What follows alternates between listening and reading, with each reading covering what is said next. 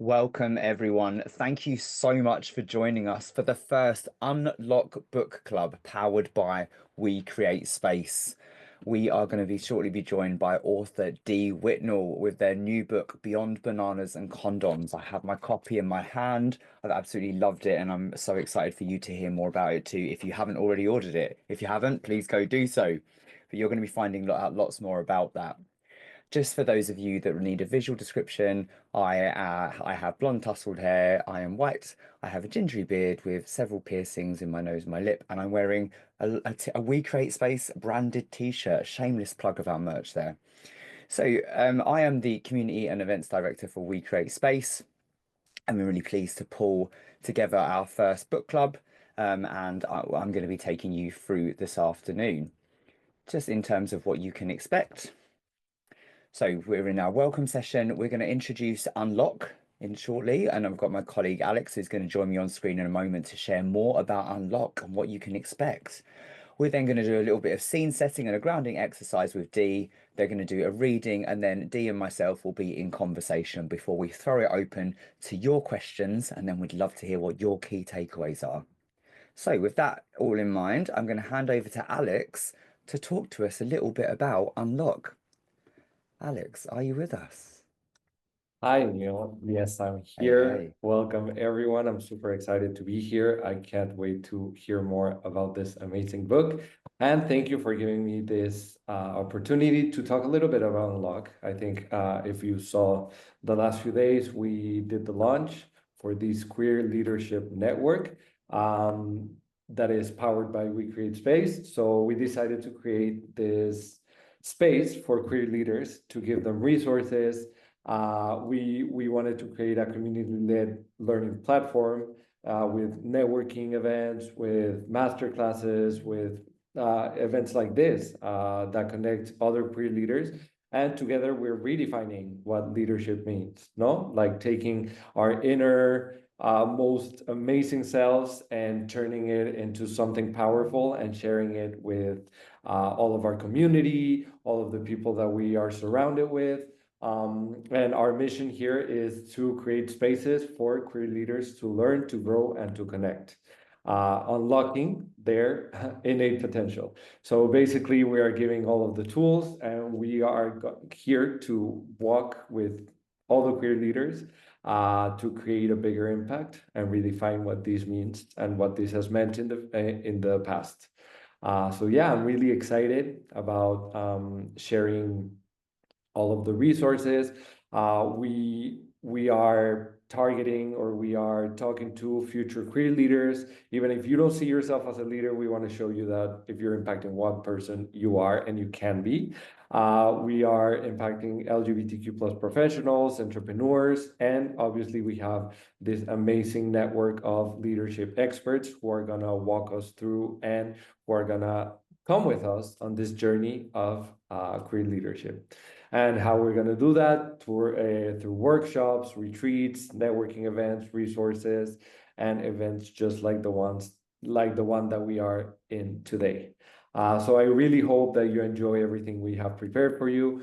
And I hope you really enjoy today's first Unlock Book Club. I am super excited because this is also something new for us. So I'm sure it's going to go amazing. And I really want to thank Neil, Jean-Paul, Dee, and everyone who's here who made this happen. And thank you so much. Thanks so much, Alex. I think that one thing you spoke about there was amplifying queer voices, our leaders, and the way that they amplify queer voices. And I think when I think about Dee, and Dee, if you'd like to join us on screen, yes, the book club is to shine a spotlight on our queer leaders. But actually, Dee, you as a queer leader and the work that you've done with this book and your role as an activist and sex educator is you're amplifying queer voices. So it's kind of like this gorgeous circle that just flows of like kind of lifting people up. And the way that our queer leaders and our authors that we'll be showcasing in the book club have all harnessed the power of storytelling to create meaningful change. So yeah, it's really exciting. And Dee, we're so grateful that you're our first author. I really appreciate being the first, and I'm excited to try this out. Yeah, let's go. Let's go for it. So, for those who are just joining, we always start with a little bit of a group agreement. We'd like to encourage you to be open and respectful. Curiosity is absolutely great. We want to hear your curiosity, but please ensure that it is centered in kindness. Some of the topics we cover may be challenging. They may be a bit tricky. They may be a little bit personal. We are going to be talking about sex.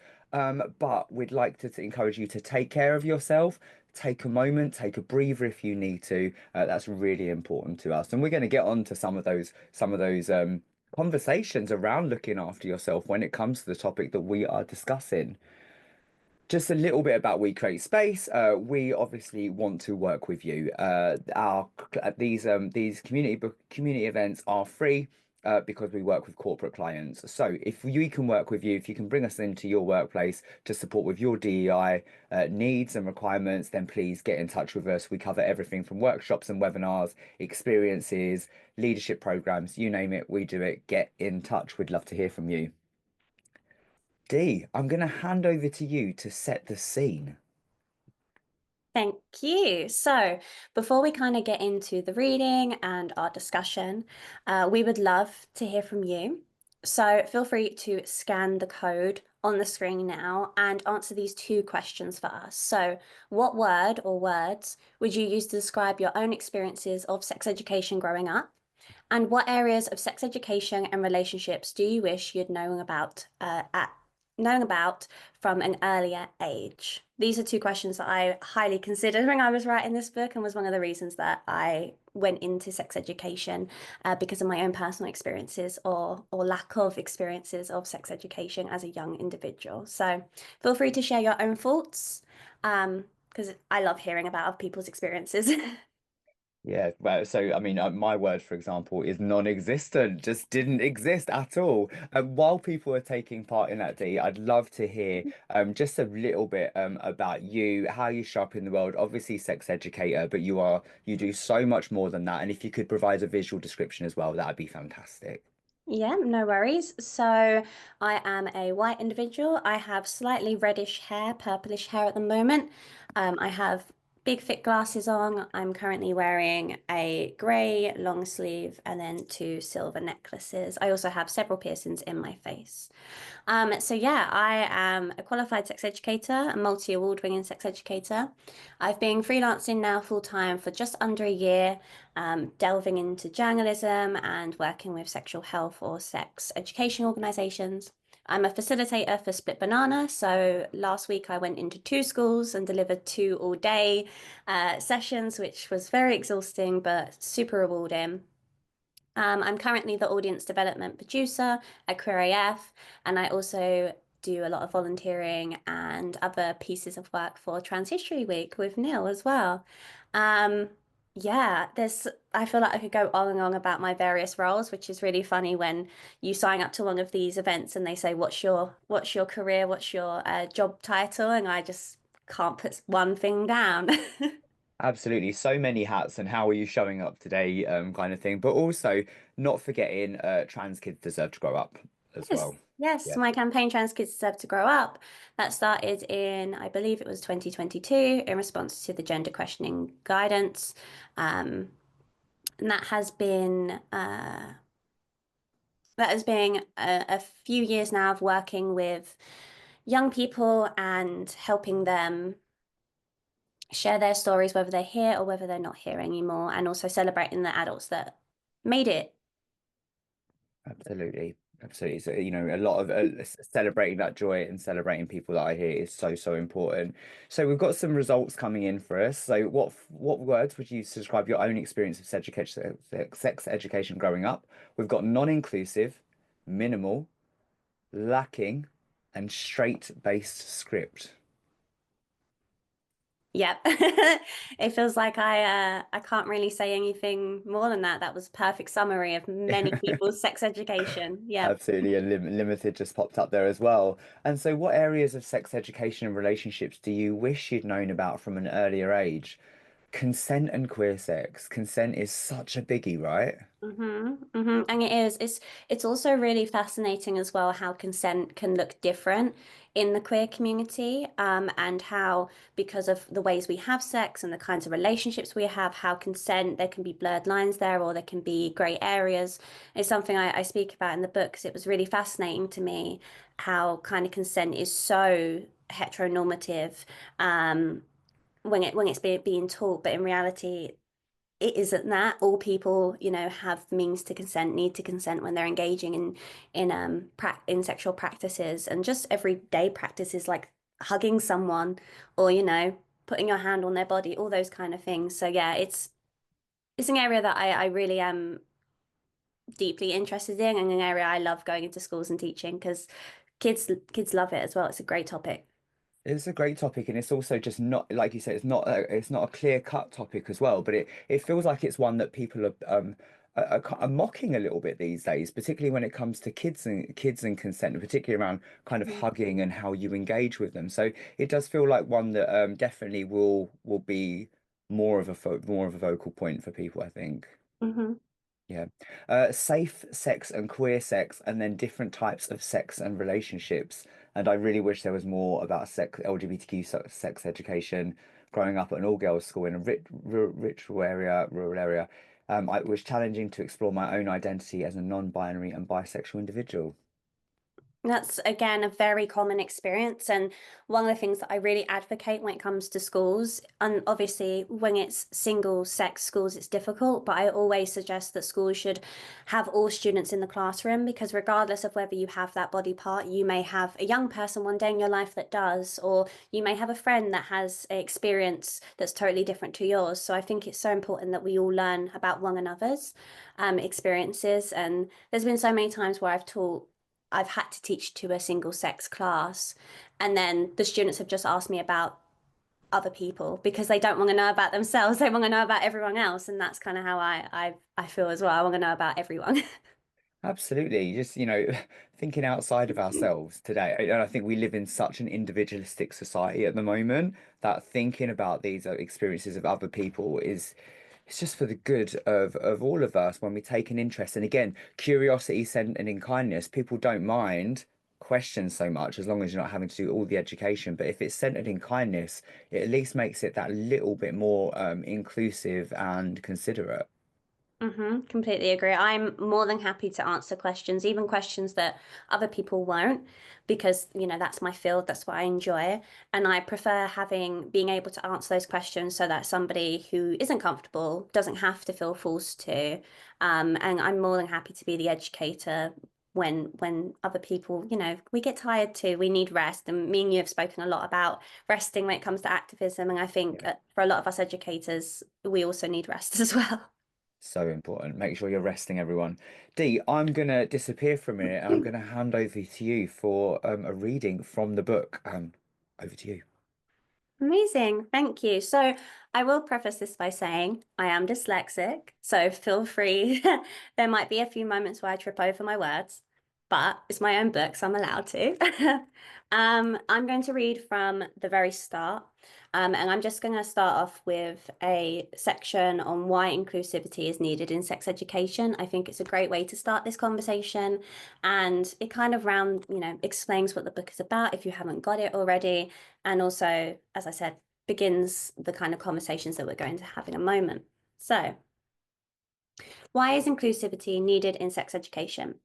Every individual, regardless of how they identify, deserves access to comprehensive, inclusive, and basically just good sex ed. As a queer and trans individual whose sex education was the classic condom on a banana, don't have sex or you'll get pregnant spiel, I had to teach myself everything I now know about queer sex ed. At the age of 21, when I finally realised I was queer, as a young queer, I got myself into dangerous sexual situations, felt unable to talk to anyone about my experiences, felt confused by my sexual feelings, and had to rely on word of mouth and later Google, porn, and social media, which aren't always the safest places to get your information from, to supplement my knowledge. I don't want anyone to feel alone on their sex ed journey, which is why I decided to write a book for all folks, but with an emphasis on LGBTQIA+ individuals, because in-class sex education is still far from the inclusive haven many of us dream for it to be. I've tried to include as much as I could, but by the time this book is in your hands, there will be things I wish I could have added. things that have changed or been updated, as well as topics I couldn't cover in as much depth as I wish. Regardless of how you identify, you will meet many people throughout your life who identify in different ways to you, and it's crucial we know how to navigate those relationships and situations and how best to support other people.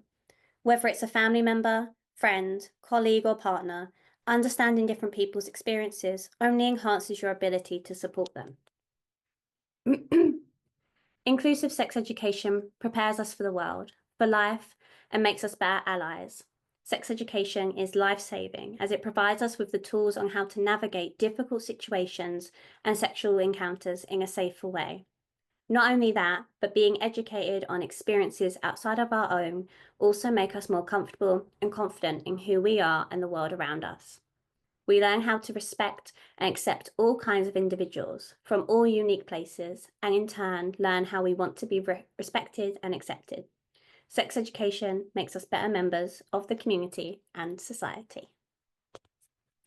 That's just a little reading I wanted to do on inclusive sex education and why I think it is super, super important and why I kind of dedicated most of my time to it. I mean, I've said this to you before and I'll say it again, like, congratulations. Like, it must feel a little bit surreal being able to hold this in your hand and see other people holding it as well and celebrating it. You spoke quite a lot about, why this book and why now. And I just want to jump in by saying, why do you think this conversation has been missing from the mainstream for so long? And then maybe if you could touch a little bit on the current state of education when it comes to a lack of sex education.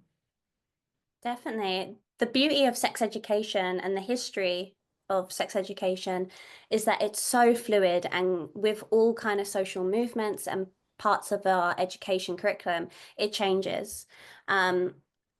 In the early 2000s, Section 28 meant that you couldn't mention gay. There was no mention of queer identities within the classroom, specifically sex education. Then we had an update to our sex education in 2010, and that was more forward. It did include the word trans, it did include the word queer and LGBT, but it didn't provide students or teachers with any sort of insight or resources on how to teach it, or even how to access it either. So there was definitely a change in that moment. Then in 2020 and slightly a bit after that, we saw kind of conversations around transness really kind of come to the forefront for media organizations and outlets. They really started to focus on the trans issue, and we started to see more people fearing trans inclusion within schools, this kind of rhetoric of we need to save the children and protect them from this, trans invasion. And because of that, we're now currently going through a sex education guidance review, which means that everything we kind of learned in 2010 and 2020 with the two different guidances, we don't really know where sex education is going at this moment in time. And when you consider the gender questioning guidance and how young people are, being treated in schools in regards to what that guidance says, which says, if people don't know, the guidance suggests that if a young person comes out as trans, that the teacher has to inform the parent, that it's a lot of conversations around single sex spaces, whether or not they should be included in sport, whether you can use a child's preferred pronoun or name, or if you shouldn't. And because of that, the sex education review, we're not really sure what sex ed is going to look like in the future. From my delivery, when I go into schools through Split Banana, we're totally inclusive. Like, I start the session by saying, I'm non-binary. If you have any questions, let me know. But that's not the case for all schools. And even though the sex education guidance and the gender questioning guidance, they're both under review, a lot of schools are moving away from including trans people in their education, in their resources. And I think many teachers are also fearful of how to be inclusive without losing their jobs, or without stepping on the toes of maybe a parent that isn't very trans inclusive, or a head teacher who's trying to abide by parents' kind of feelings and beliefs. So it's a really difficult question because right now we're in a very uncertain time. But because I know the history of sex education and the fact we've kind of flipped-flopped between Section 28 and then inclusive and then even more inclusive and now not so sure, I'm hoping the flip-flop will happen and we will get back to a place of being inclusive when it comes to our trans young people. Another part of that is that trans kids and queer kids are so open about their identities in schools now that I don't think there is an option for schools to hide them away in sex education. They're always going to be there.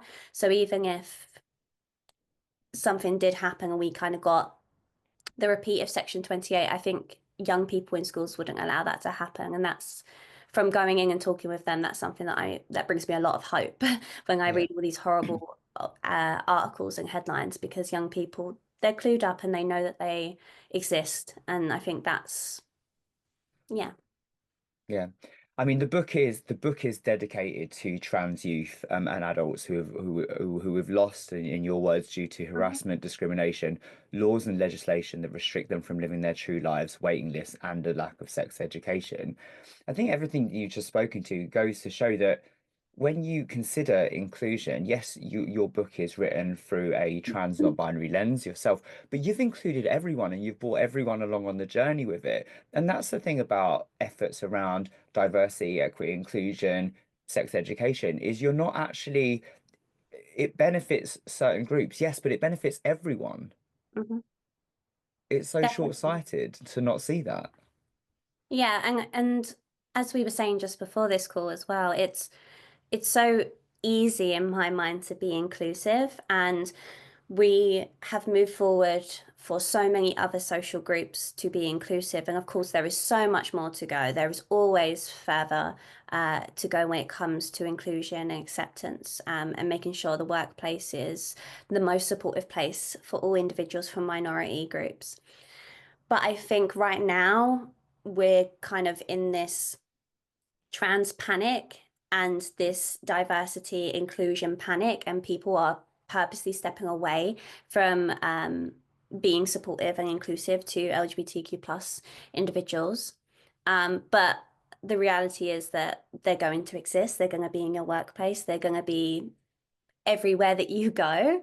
And I think it's so vital that we remember that when we are inclusive, we never erase. I'm a big believer that gender and identity is so important to many people, even as a non-binary person who kind of doesn't exist within the gender binary. I think gender is important. So I think, gender neutral language and erasing various words to make it completely neutral isn't always the best way around it. Of course, sometimes it just makes sense to say people or folks rather than Mm. ladies and gentlemen. But in situations where the context matters and that identity and the issue that you're talking about is linked, I think it is important to mention all identities that could be affected by it. And it just means adding a few more words onto your sentence. Literally a few more words. And when I was reading the book and in my other work, as a host, it actually is literally just a few more words. And when you normalize it, it's not putting anyone out. It's not actually asking too much. That's the frustrating thing. No, definitely. Yeah. So let's dive in. I want to get into the origins of the book. What do you remember the moment that you thought, I'm gonna write a book on this? And where did you start? Oh, got a thumbs up there from Zoom. Thanks, Zoom. So it kind of was a trickle rather than I'm gonna just write this book. I first started, well, right at the very beginning when I was a teenager. For some reason, from the moment I learned about periods in school, which was probably the one time education in my school, my primary school was like on it for sex education. But when I learned about periods, I was so fascinated by it. I remember going home and asking my mum so many questions, asking her every kind of question there could be. And I was so excited to have a period because I thought, wow, this is such a fascinating, exciting thing. And then kind of fast forward a little bit into secondary school, I kind of weirdly became someone that people would come up to and ask me questions about relationships and sex and identity. And even though I didn't know the answers, it felt like they were just kind of coming towards me and asking. And then fast forward again during lockdown. I kind of was re-questioning my gender identity, and I stumbled across various non-binary creators, and then through there, kind of stumbling across other LGBTQ plus creators, and then sex educators and pleasure and sexual well-being kind of organizations, and I realized, oh, I can actually talk about my gender. I can talk about sex as a living. I didn't know that was a thing. So I decided to go for my qualification in sex education, secured that. I was teaching in school for a few years, and then I realized I wanted to do my master's. So I did my master's in gender and sexuality, and my dissertation was on the history of sex education, kind of briefly what I spoke about a minute ago. And when I was writing that, I realized that there was no representation out there for non-binary people, no representation out there for queer people beyond just mentioning the term queer. And I've looked through the curriculum with a toothpick. I know it back and front, because of my dissertation, but also because of my activism within the sex education review consultation period. So through that, I came to the conclusion that there was just no inclusive sex education that could be accessed by young people, but also help teachers to navigate these topics. Because if I was a straight cisgender teacher and I was told, oh, you have to make sure to include queer people in all your resources, I wouldn't know how to do that. Or you have to include trans people in all your resources. I wouldn't know how to do that. So I wanted to create something that was inclusive for young people, had jokes and kind of a casual tone, because I know can be scary at times to talk about, even though it should be fun, it should be enjoyable. It can also be, you can get red faced, you can get uncomfortable, you can talk about quite serious topics. So I wanted it to be quite lighthearted at times, but also serious at times. And I wanted teachers and particularly parents of young people to be able to pick it up, top up their knowledge, and then speak to their young person. I realized they're the kind of people I wanted to hit. And then I just decided to pitch it one day to a agency, and luckily it was picked up. From there, it was me writing for several years, and illustrating as well. And then when it came to actually pitching it to a publisher, I actually had various publishers tell me it was too inclusive, that I Okay. should only choose maybe one identity to focus on. But eventually JKP came out and was like, we would love to publish this book, and here we are. I was going to say, finding your voice in the field of sex education, and then later advocating for it again in front of publishers. How did you navigate some of those situations from a professional perspective as someone who hadn't yet published? Because I imagine there's a lot of pushiness and with the creative process as well. Were there any particular challenges that you came up against?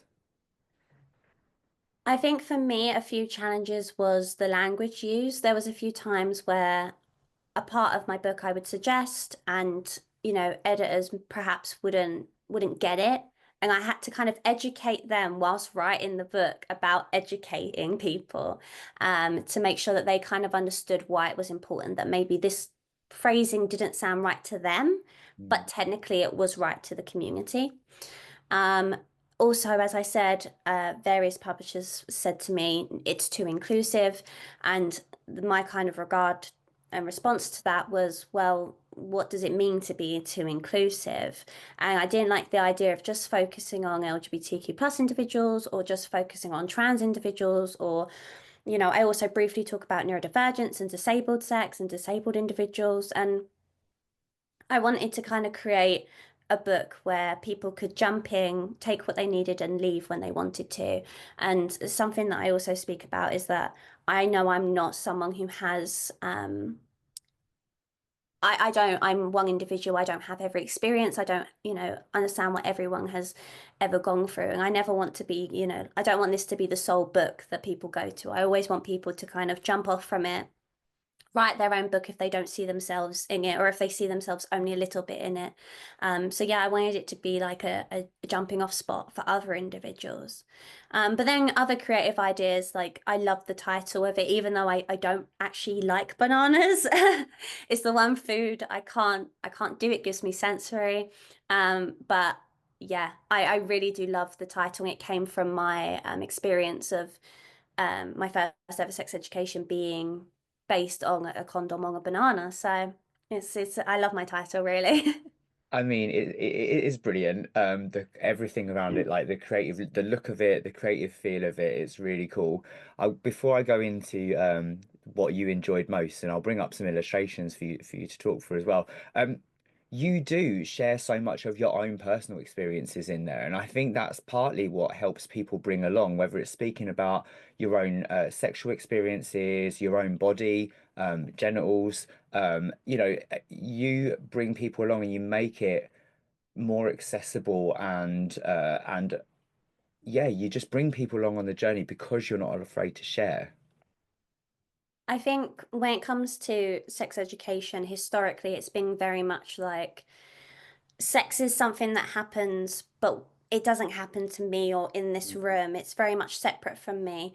Whereas I kind of live and breathe sex education and identity, and I'm always kind of thinking about it, whether it's just me watching something or it's kind of I'm so used to it and I've become so comfortable with it. And for me, I was so lucky to have a mum who was so supportive and so open about periods, about contraceptives, and sitting around the dinner table talking about sex. That's not something everyone can do, but that's something I can do with my mum, or even gifting my mum sex toys that companies have given me. Like I'm so happy to have that much of an open and honest relationship with her. And I think because of her openness and honesty, it made me not fear sex because it wasn't something that was far in the distance. It was something that I knew happened, that she experienced, that I would experience. So sharing those moments, I think, kind of humanizes some of the topics that might seem quite out there or uncomfortable.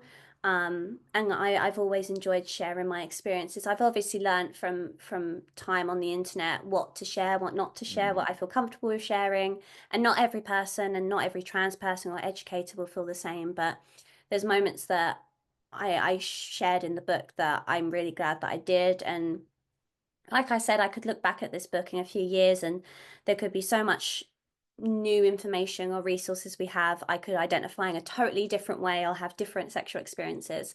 But that's the beauty of kind of creating this now at this point in my life where it kind of feels like it's the next moment. It kind of solidifies everything I've been through. And then, yeah, we'll see what's going on in the future. It's such a moment. It's been great seeing your family support you. Obviously, I was at one of your book launches at the Common Press, and your family were there, cheering you on, and that was really beautiful to see. They seem to have engaged with the book really well. They really have. They've really learned. It's taken them a long time, and they really become comfortable with talking about sex. And there's still some moments where topics will come up or they don't understand a word or a sentence, but they really do try, and that's all I care about is the try at the end of the day. Yeah, they're super proud of you, aren't they? So yeah, Mhm. let's talk about some of the things that you enjoyed the most about the whole creative process. And I know one of those is the illustrations. Do you want to talk us through some of the ones that I'm about to show on screen? Yes. So I had never illustrated before. I had illustrated in terms of my own, in my bedroom, just on my iPad, but I never illustrated anything beyond that. So I was really excited to illustrate my own book. It was also very daunting because well, it was daunting in terms of having to actually, write the book and then also illustrate it. But I feel like illustrating was much easier because I'd written it. So as I was writing, I kind of knew what I wanted to create and I would draw at the same time. So the process kind of just flowed. The illustration on my left is the genderbread person. This is a tool that we use within sex education to teach young people the difference between your sex, your gender, your expression, and your sexuality. It's a tool that I really love using. I think it's a great way of understanding how the multiple parts that make us up can be very different, that they can exist and identify in different ways. And there's also a version of this which is the unicorn, the gender unicorn, which I also really love. But I thought there was something quite wholesome about the genderbread person. And I also think it's just a fun name, genderbread person. I just love whoever created that concept. They pop up quite a bit in DEI as well. So Yeah. yeah, love it. Love it. And then the illustration on the right, I talk about how, and this is really funny because I believe my partner's in this chat, and he loves Shrek. Uh, and I talk about in the book how our identities and the parts of ourselves are kind of like layers of an onion. And you kind of have to like peel them away to understand each and every level of them. And I kind of make a joke that we're all just onions at the end of the day with various layers of who we are. And these are only the four main um, elements of who we are that relate to kind of our sex and gender and sexuality. But of course, you also have faith and culture and ability. Like there's so many more layers to it. So I really like the onion analogy quite a bit. Absolutely, totally speaks to the importance of an understanding of intersectionality as well. Why was it so important for you to do the illustrations yourself? You said you thought it made sense because you'd written it, but was it something that you weren't prepared to compromise on? It was definitely something that I put forward and was very much like, no, I want to write and illustrate this book. There was points that I knew images that I wanted to create. I also wanted it to be quite sketch-like, as if somebody was doodling whilst they were in the middle of their lesson.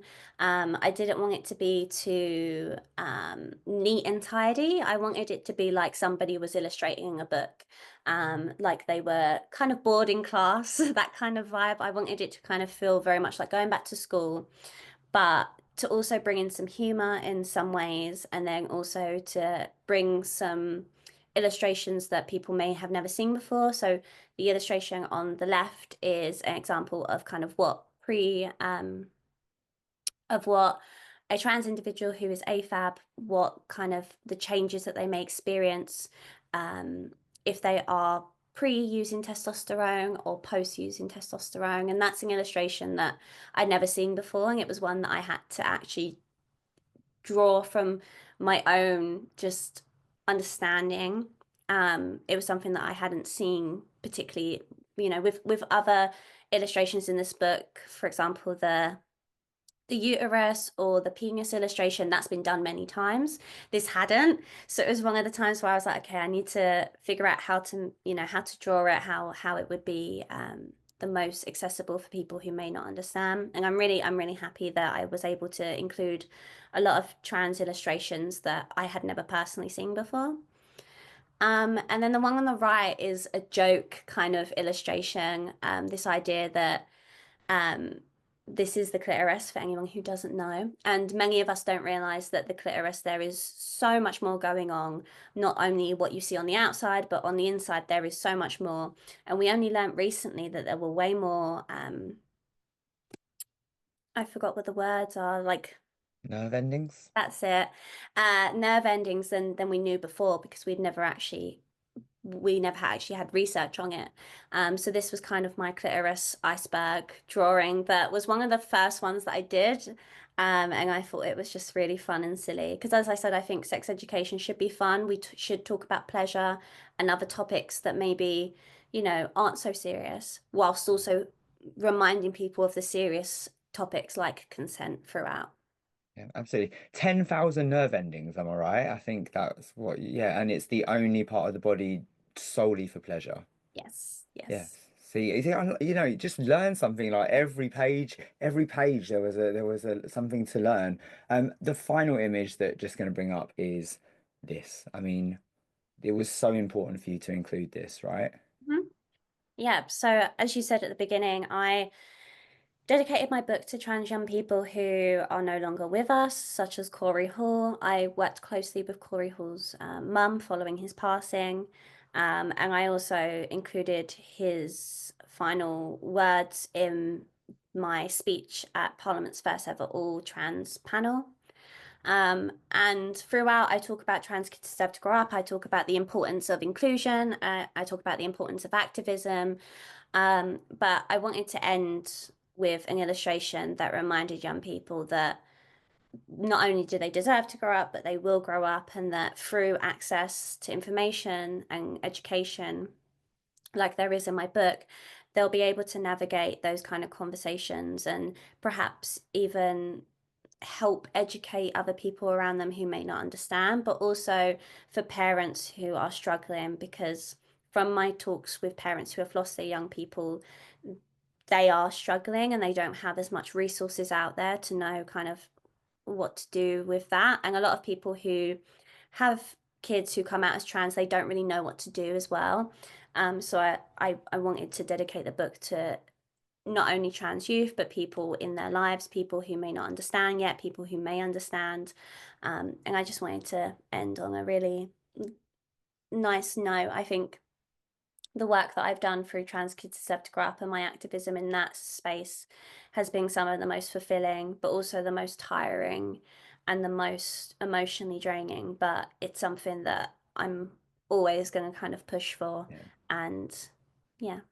Yeah, it really, I mean, this book speaks to all of that. And I'm going to come on to your role as a queer leader in a second. But before I do, I want to dive into perhaps the biggest challenge or lesson that you learned along the way through the writing process and bringing everything together.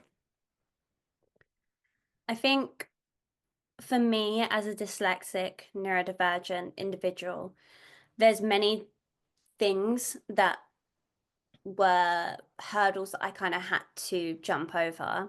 One of them being someone who has mental health and has bad days, has flare up of physical pain. It is hard to stay on task, to stay on, deadlines. And I will be honest, there were a few deadlines I did not make for various reasons. But not being hard on myself and being able to be honest with my team was really important to me. Just saying, look, I'm not able to meet this deadline, but here's a deadline that's more reachable for me. That was something that I learned quite a bit through writing this, but also for my dyslexia and understanding how my brain works. When you write a book, no one really tells you how to write the book. Many people, will say, write it in order, write your favorite chapter first, don't write your intro first. But I think when it comes to writing, it's just about letting yourself be free with it and not kind of holding yourself to, I have to do this chapter tonight, because by the end of it, you'll hate that chapter and then having to edit it will be a nightmare. So I think writing when you want to is important. So I would write a line in one chapter and then go to another chapter and then another chapter. And I was constantly flicking back and forth because I didn't want to sit on just one. But when I did sit on just one, and it was the first chapter, the gender and identity one, I really sat on that one because I really loved it. So I think working around figuring out your own routine and what works best for you as a writer is really important. And not being hard on yourself when you get edits back either, because I had so many edits about spelling mistakes and grammar and all kinds of things, but it's important to kind of know that a lot of the time your publisher and your editor is just trying to help you and they just want to make it the best it can be. But also if you don't agree with it, you can say, and I did do that many times, and they did listen to me. I mean, I know that you're not someone who's afraid to push back when it's needed, and I know that doesn't always come easily either. When it comes to your positioning as a queer leader on sex education around your lived experience and also your creative talent, all of those things, how do you feel about that? How do you feel about that positioning as a queer leader on sex education? It's a position that I don't think it's a position that I don't think could have existed until now. I think because of technology, because of the fact we know so many queer people across the globe, we're so much more able to connect with one another. And I think historically and socially, we haven't always been at a place where people like me, being non-binary and trans, could talk about sex education without, being chased out of the village. Um, and of course, I still do experience, and I've spoken to you personally about experiencing infighting within the community or just general kind of horribleness that comes when you work in this kind of field and when you work with young people as well. But I'm so grateful that I'm able to share my experiences as a trans and non-binary person. Most recently, a meeting with a young person really stuck with me. I went to a sixth form to do a book giveaway. And one student stood with me for the whole time, just talking about their experiences. And at the very end, they said, "This book will save lives," and started to tear up. And I remember kind of looking at them and looking at teacher being like, "I think you should intervene, make sure they're okay, because obviously safeguarding is so important." But they generally meant it when they said that. And I think having a trans and non-binary person in the room, particularly when you're talking about sex education, is so important. Representation is so important. I'm so behind getting more queer and trans teachers in the classroom, because young people need to see that they can become those things. And that's another thing I've spoken about, is that a student once said to me, "You're the first trans person I've ever met in person. Like, I didn't think you existed apart from online." And I think that's key, is having people who are visible and open to conversation, open to questions in front of young people, but in front of everyone.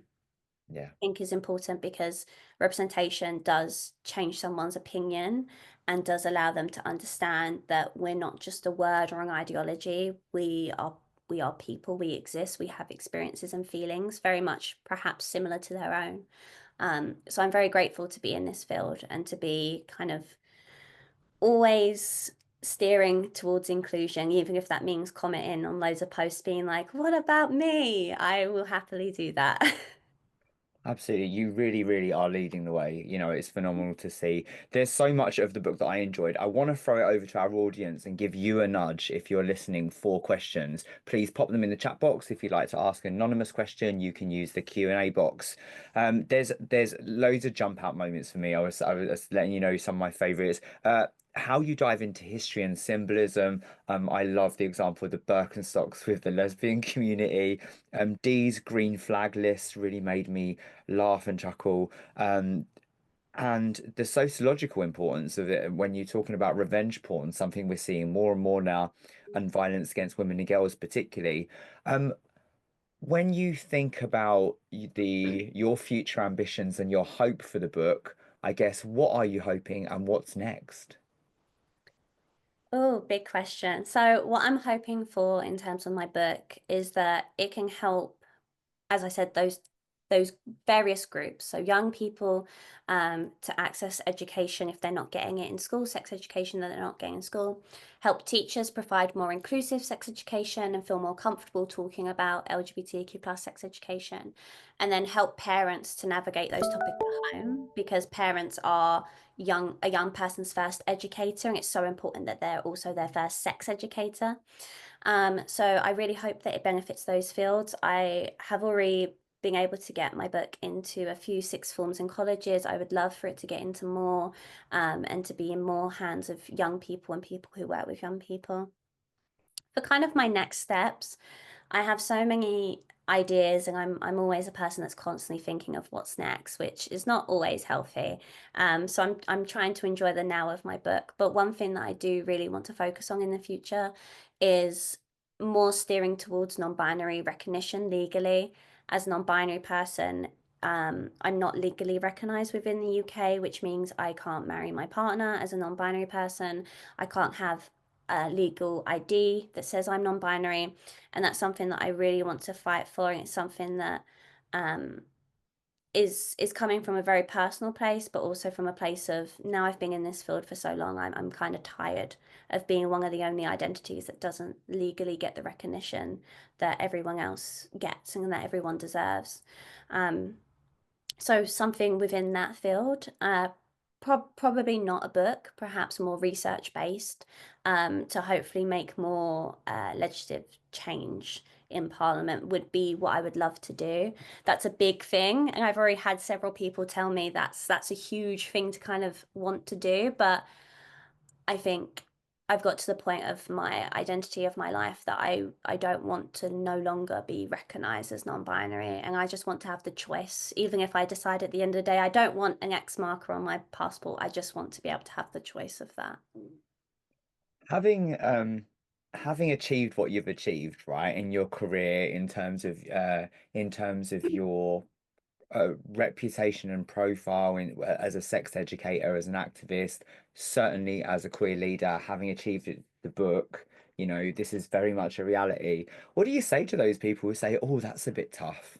or that's a big thing.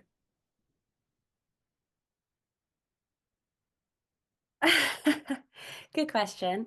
I think one of the things that I really quite I, I really struggle to give myself kind of praise a lot of the time. Mm. But one of the things that I'm quite proud about myself is my kind of when I think I want to do something, when I come up with an idea or a concept, I do it, and I will try my best to get to that end point.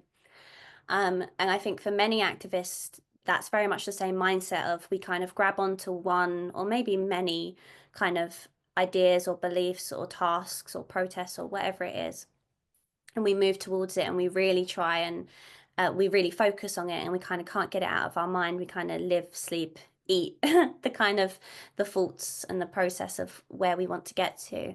So I think for me, I know that now that I want to do that, it's in my brain, it will happen, even if I'm grey, even if I'm a little old person still outside Parliament, screaming for recognition, I will try my best to make sure that it happens. And also, as one individual, probably I couldn't make it happen on my own, but the fact that I have so many connections and the community is always so willing to get involved as well means that it isn't just my journey. It might just be my concept or idea that I put into a space, but other people will join and come together. And that's what I love about the community as well, is that when we see something that we want to stand behind, we stand behind it hard. And that means that it's not just me against this, enormous task. It'll be many, many people across the country and maybe even across the globe. Yeah, as I said at the beginning, you are someone who goes above and beyond to amplify voices, but I know how important collective action in the community is to you. Just over to our audience, just a quick one. What is one thing you've heard or learned that you'll take away and put into action after today to further your own sex education knowledge? I think that the book has shown me that you're never too old to learn something, and it's important. It's important. We've got a question just come up in the chat box, including a lovely comment. Thank you so much, Dee, for such an insightful discussion about your book and work more generally. Your work inspires me so much. I'll definitely be reading your book. I'm currently helping to develop a trans pride in Lincoln and would like to create safe and inclusive spaces across Lincolnshire. I was wondering how to develop spaces, conversations where you can talk about advocating for LGBTQI plus sex education. Great question. Mostly, I think as a starting point is to kind of understand what the area, their impact of sex education and what the kind of community is wanting from that space. It'd also be great to connect with any sexual health organizations that work in that area to see what they're doing, to see maybe if there's a trustee position or an ambassador position that you can go through with them to be able to get some insight, to kind of then provide these spaces and conversations. I work closely with Brooke, Split Banana, the Proud Trust, and Fumble, like many organizations, to kind of understand what is happening within sex education and what young people are feeling. And I think that benefits then when I go and speak with different communities or different places, because I kind of know the general what is happening. But also things like providing inclusive spaces, so making sure that everyone is welcome regardless of their faith, their gender, their race, their background, making sure that, if it is depending on age, that it's age appropriate sex education, that if, it is a younger individual, kind of a younger age range, that parents are also welcome and that you have that time and opportunity to talk with them about it. But yeah, talking directly with sexual health organizations within that area, I think is a really good starting point, because they will definitely be able to kind of let you know what areas are lacking. And if you do have an expertise, you can then hopefully say, hey, I'd love to get involved in some way. And that's kind of, as a freelancer, that's kind of how I've got most all of my jobs, is by saying, I can see you're missing something. That's me. And then I kind of get the role. So maybe reach out to them and see if they're missing a expert in that field, and then see if you can fit that slot. Such solid advice, and it goes to the importance of collaboration, but also you're not always starting from scratch, right? There's often something that you can jump into and work with people. Dee, I'd love you to leave us with your takeaways as we close out today's session for everyone. Okay, so this is feeling very much like I'm back in the classroom, but my key takeaways for today, understand that we deserve sex education that reflects our own and others' experiences, regardless of what you go through or what other people go through. It's important to understand that. It makes us better individuals. It means that we can better support one another and ourselves. To know that inclusive sex education is possible through adaptive language and storytelling. Of course, not everybody will feel comfortable to share their stories, but if they do, then that just, humanizes a lot of topics that might feel quite alien to us. And then to challenge non-inclusive resources and advocate for inclusive material. As I said, I am constantly commenting, messaging, calling out organizations that don't have inclusive language, because it is as easy as changing the copy, adding a few more words. And if it is something that needs further investigating, then I will offer my services for consultancy to make sure that it's not just on one post, but it's throughout all of their material. Dee, honestly, this has been amazing. Where can people find you and get in touch? Yeah, so you can find me on LinkedIn at Dee Whitnell, which will give you kind of all the access to my other platforms. But if you want to find me on Instagram and TikTok, it's Sex Theory with D. The E in sex is a free because Instagram likes to censor anything to do with sex. Um, I also have a Substack, very much new, but that is slowly coming. I will be working more hard on that soon. And that is called D Myth, where I talk about news, myths around sex education, identity, just my own experiences. So yeah, find me on various places. And finally, everyone, go and buy the book. Dee, do you have any preferred retailers where you would like people to grab the book from? I would love people to go to queer organizations. So that is Gaze the Word, Queer Lit. But I also understand that not everybody is able to. So if you do have to use another store, that's completely okay. I get it. It's fine. But definitely recommend Gaze the Word. I did sign a few copies with them. I believe they might be out now. But if you want more signed copies, let them know, and then I'll come back and sign some more. Dee, thank you so much for spending this time with me, for all that you do, for your passion, your voice, and being you. And congratulations. Thank you so much, and thank you for hosting this and for wanting to host this. It's so important that, when it comes to sex education, that organizations talk about sex education, because it also impacts people's work life. Sexual health is so important within the work life. So I really appreciate you hosting this and me being the first. Thank you. Absolute pleasure. See you soon. Thank you so much, everyone. Thank you.